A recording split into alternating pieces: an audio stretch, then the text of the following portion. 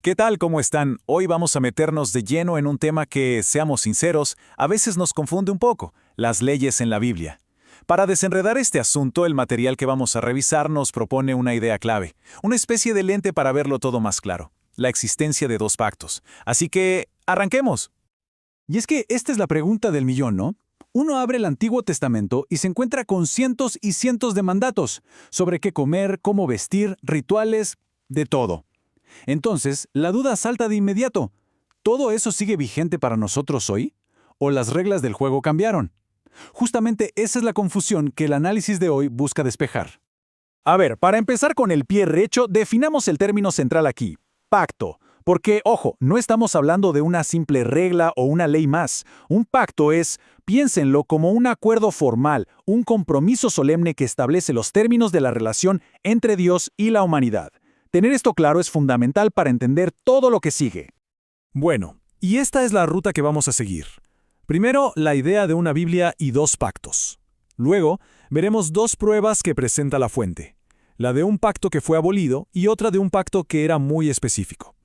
Después nos meteremos con temas prácticos como el sábado y el diezmo, y cerraremos con lo que se conoce como la ley actual de Cristo.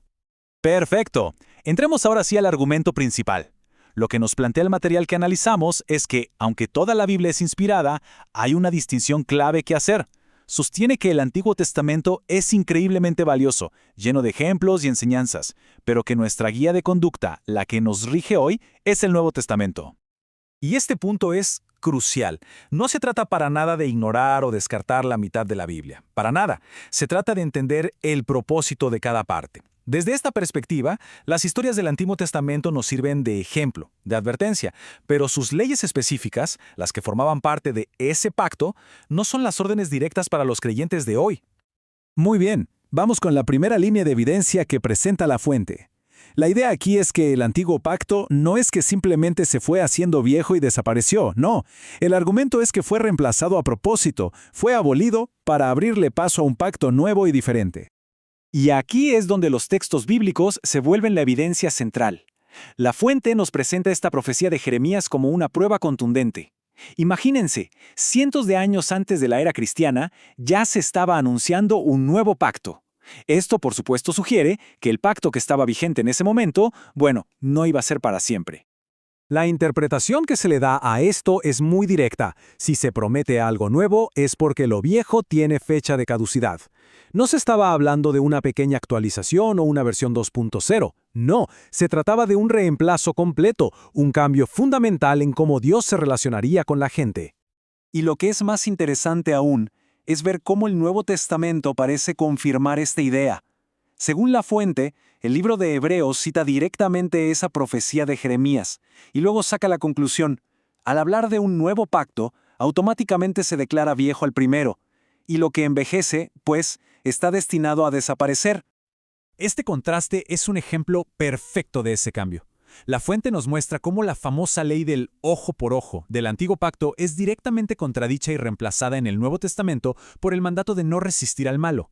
Es como ver el antes y el después, una prueba práctica de que las reglas del juego efectivamente cambiaron. Y para cerrar este primer punto, se usa una analogía muy poderosa. La ley del Antiguo Pacto fue como nuestro ayo, una especie de tutor o niñera. Su trabajo era guiarnos, protegernos y llevarnos hasta Cristo. Pero una vez que llegó la fe, como dice el texto, pues ya no necesitamos a ese tutor. Su misión se cumplió. Bien, ya vimos la idea de un pacto abolido. Ahora vamos con la segunda gran prueba que presenta el análisis. La idea de que el antiguo pacto era un pacto específico. Es decir, que nunca fue pensado como una ley universal para todo el mundo, sino para un pueblo en particular en un momento concreto de la historia. Y para respaldar esto, el texto de Deuteronomio es clave. Fíjense bien lo que dice. La fuente subraya que este pacto, el del monte Horeb o Sinaí, donde se dieron los 10 mandamientos, se hizo específicamente con esa generación que salió de Egipto, ni siquiera con sus grandes antepasados como Abraham, Isaac o Jacob.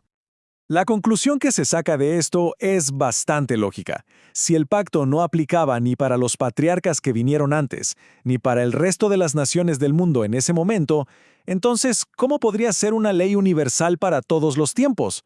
Su alcance, según este argumento, era específico y limitado a Israel. Y este pasaje de los Salmos se usa como la confirmación final, es súper explícito. Dice que Dios le dio sus leyes a Jacob, o sea, a Israel, y que no hizo lo mismo con ninguna otra nación. Para la fuente, esto prácticamente cierra la discusión. La ley de Moisés fue un asunto exclusivo entre Dios y la nación de Israel. Bueno, ya hemos visto toda la base teórica. Ahora, aterricemos esto a la práctica. ¿Qué pasa con temas que todavía se debaten mucho hoy en día, como guardar el sábado o dar el diezmo? El análisis también se mete en estos dos puntos específicos. Empecemos con el sábado. El argumento que se presenta es que, de los famosos 10 mandamientos, este es el único que no se repite como un mandato directo en el Nuevo Testamento. De hecho, se cita Colosenses, donde se advierte que nadie debe juzgar a otros por los días de fiesta, porque todo eso era solo una sombra de lo que vendría con Cristo. Y bueno, ni hablar de que el castigo por no guardarlo ya no es la muerte, ¿no? Un cambio bastante grande. Ahora con el tema del diezmo. La lógica es similar. Los pasajes más fuertes que lo ordenan, como el famoso de Malaquías, están en el Antiguo Testamento, bajo la ley antigua. Lo que se argumenta es que en el Nuevo Testamento no se enseña como una obligación para la iglesia. Se hace una distinción muy clara. Una cosa es que alguien decida darlo de corazón, y otra muy distinta es que se imponga como un mandato para todos. Y todo esto nos lleva a la gran conclusión. Si el antiguo pacto fue abolido y además era específico para Israel, la pregunta es, entonces, ¿qué ley seguimos ahora? La respuesta que nos da la fuente es la ley de Cristo. El punto final, la idea que lo amarra todo, es la suficiencia del Nuevo Testamento. La idea es que no hace falta estar haciendo una mezcla de leyes de aquí y de allá, del pacto viejo y del nuevo. El argumento es que todo lo que se necesita saber para vivir una vida que agrada a Dios hoy está completo y revelado en el nuevo pacto. Y este versículo de Timoteo se usa para ponerle el sello a esa idea de suficiencia. La Escritura nos prepara enteramente para toda buena obra.